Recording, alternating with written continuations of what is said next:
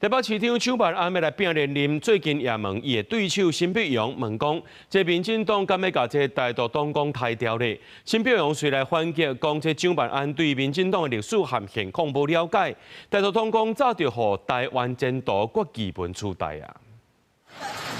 掛喙暗甲手套詳細經土豆體驗土豆分級包裝作業流程，也去參訪台灣雕甲模啊用時，台北市長蔣萬安18帶團去農業大館婚禮，除了考察北市應用五節食材，並中南部火山的藝術真高，隨北市拿力選中就位，會有民進黨蔣萬安最近也因為台獨議題，定槓上對手辛碧陽。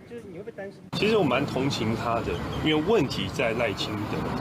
因為一位台獨工作者竟然說沒有台獨的問題，果然大家說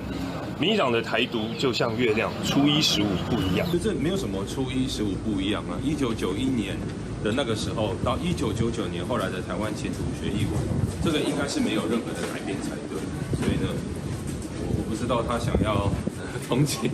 什麼事情。今年9月起。北市合過來，公私立高中小學生的營養午餐全面免費。蔣萬安有執政優勢，拍積積牌拼連任，陸續單出午餐免費、托育補助等政見。新北市選情也相關，針對新北近日幸福城市全球前50榜單，國民黨參選人李四川強調要堅定延續。也不過前立委辛富雄在市裡政論節目表示，有連贏累參，民調顯示蘇卡輝支持度已經超前4%。